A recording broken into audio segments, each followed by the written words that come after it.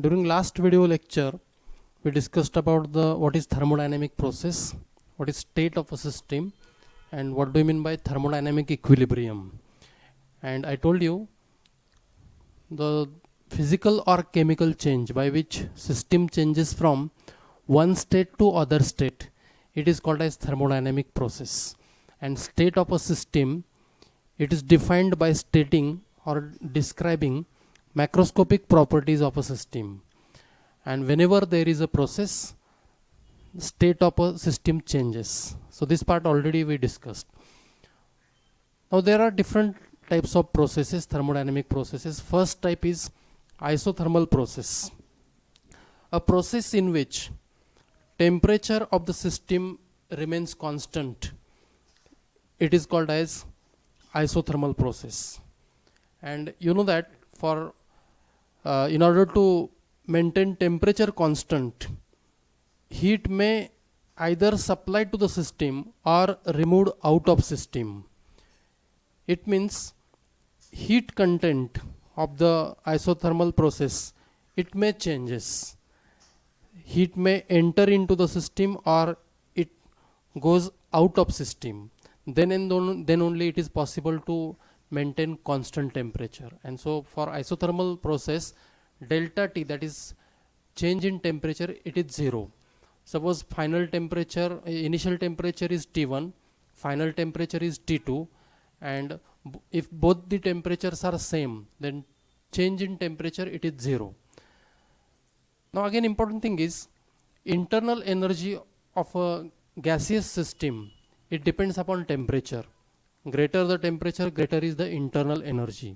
And hence for isothermal process, whenever temperature remains constant, its internal energy also remains constant.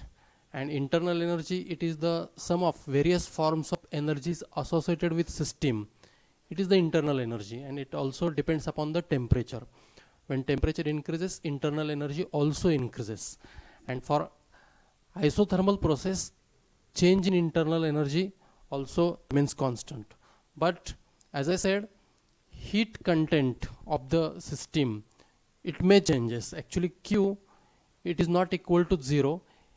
It means Q means heat content or heat supply to the system. If heat supplied to the system, it is a plus Q. And heat, if heat is evolved out of system, then it is minus Q. And when there is a change in heat content of the system, it means when system in system heat enters or goes out of system, then Q must not be equal to 0. So for isothermal process, delta T is equal to 0, delta U is equal to 0. Delta U means change in internal energy, it is 0, and Q is not equal to 0. And this system is said to be not thermally isolated. Not thermally isolated means heat may enter into the system or heat may evolve out of system. Another type of process, it is a adiabatic process. In case of adiabatic process, the heat content of the system remains constant. In other words, the process in which there is no exchange of heat between system and surroundings, it is called as adiabatic process. But for adiabatic process, temperature of the system increases or decreases. And you know, internal energy depends upon temperature, and therefore internal energy of the system also changes. It may increases or decreases. And therefore for adiabatic process, temperature and internal energy changes. Now next type is isochoric process, the process in which volume remains constant. It is called as isochoric process. Example of isochoric process is chemical reactions carried out in closed container, especially gaseous chemical reaction carried out in closed container. It is the example of isochoric process. Delta V, that is change in volume, is 0. Delta V means final volume minus initial volume. As the V1 and V2 are same, delta V will be same, that is 0. Delta V will be 0. Now next type is isobaric process. And meaning of isobaric process is the process during which pressure of the system remains constant, it is called as isobaric process. An example of isobaric process is reaction carried out in again open container at a constant atmospheric pressure. It is isobaric process and delta P is equal to 0. Next type is cyclic process. Meaning of cyclic process is the process undergoes series of operations, or the process involves different steps and finally it returns to the initial state. It is called as cyclic process. Carnot cycle, it is the example of cyclic process. Now what is the difference between isothermal process and adiabatic process? In case of isothermal process, delta T is equal to 0, that is temperature remains constant. In case of adiabatic process, temperature changes and therefore delta T is not equal to 0. In case of isothermal process, change in internal energy is 0. Internal energy never changes for isothermal process. In case of adiabatic process, internal energy change, it is not equal to 0. It means internal energy of adiabatic process always changes. In case of isothermal process, heat content changes. It means heat may enter into the system or goes out of system. Whereas in case of adiabatic process, heat neither evolved out of system or enter into the system, and therefore for adiabatic process Q is equal to 0. Isothermal process is not thermally isolated. Meaning of this is heat may enter into the system or goes out of system, whereas adiabatic process is a thermally isolated. Heat cannot evolve out of system or enter into the system. So after discussion of these processes, now next term that we are going to discuss, that is what do you mean by driving force and opposing force. To understand this, you consider a gas confined in a cylinder fitted with weightless and frictionless piston. Now this gas exerts a pressure. So pressure of the gas, it is called as acting force or driving force. Whenever gas is confined in the cylinder, it exerts pressure against the wall of container. That is the driving force or acting force. On the other hand, pressure on the gas, it is the opposing force. If there is no any pressure on this piston, then this piston will move up because of expansion of gas, and therefore there must be some external pressure applied on this piston, that is the opposing force. And therefore when gas is enclosed in a cylinder with frictionless piston, pressure of the gas, it is called as driving force or acting force, and the external pressure on the gas, it is called as opposing force. Now next type of processes we are going to discuss, that is the reversible process and irreversible process. This type is very important. These two types are very important. Now reversible process is that process in which acting force or driving force is only infinitesimally greater than or lesser than opposing force. It is called as a reversible process, and this process, it can be reversed at any instant. So here acting force is infinitesimally greater than opposing force, whereas a process in which acting force is far greater than or lesser than opposing force, it is called as irreversible process.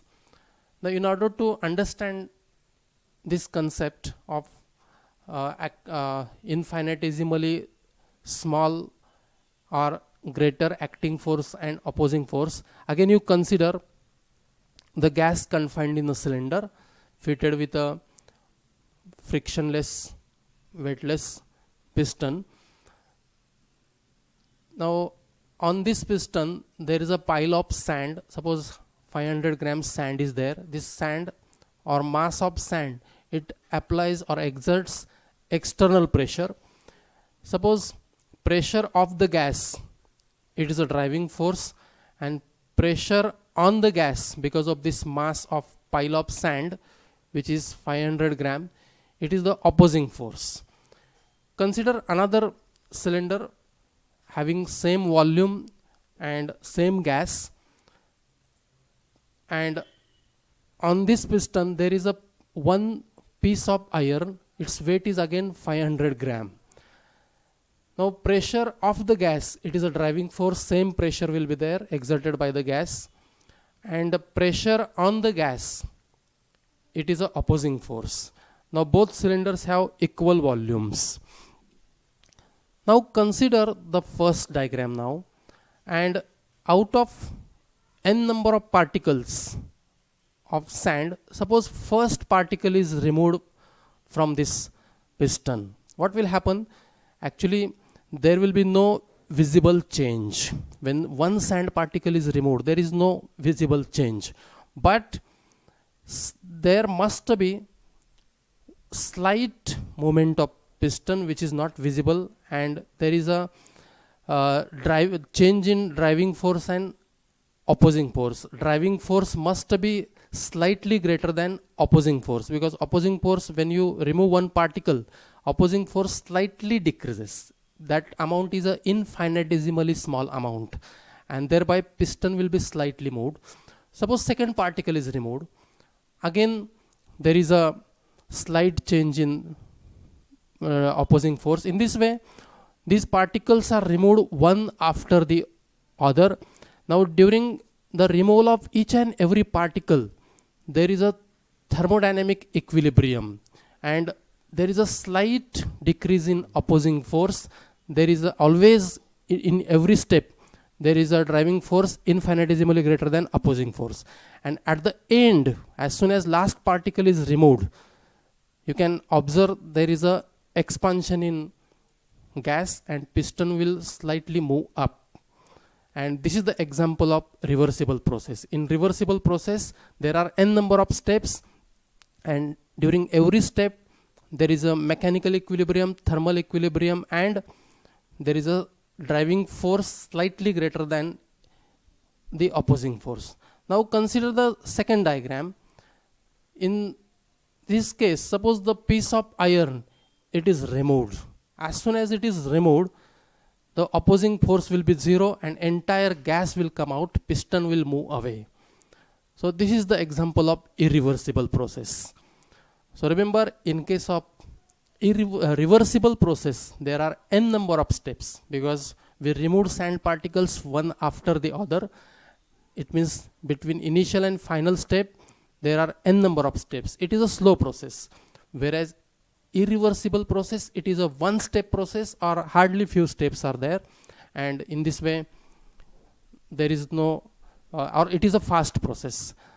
Now what is the difference between reversible and irreversible process? Now first important point is, in case of reversible process, acting force is infinitesimally greater than opposing force. Consider removal of one particle. In case of irreversible process, acting force is far greater than opposing force. As soon as that piece of iron is removed, there is a far difference between opposing force and acting force.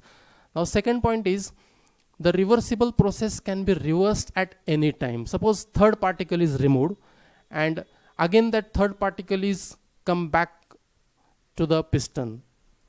Process may be reversed immediately, whereas irreversible process cannot be reversed. Reversible process contain infinite number of steps, whereas in irreversible process hardly few steps are there, or only one step is there. Reversible process is slow, irreversible process is fast. During reversible process, there is a mechanical equilibrium. Movement of piston cannot be seen or visible, whereas in case of irreversible process, there is no mechanical equilibrium. In case of reversible process, temperature and pressure, they are in equilibrium. Change in pressure is not visible like that. Whereas in case of irreversible process, there is no temperature and pressure in equilibrium. And last point, very important point, whenever there is a reversible process, there is a possibility of maximum work. And in case of irreversible process, maximum work is not there.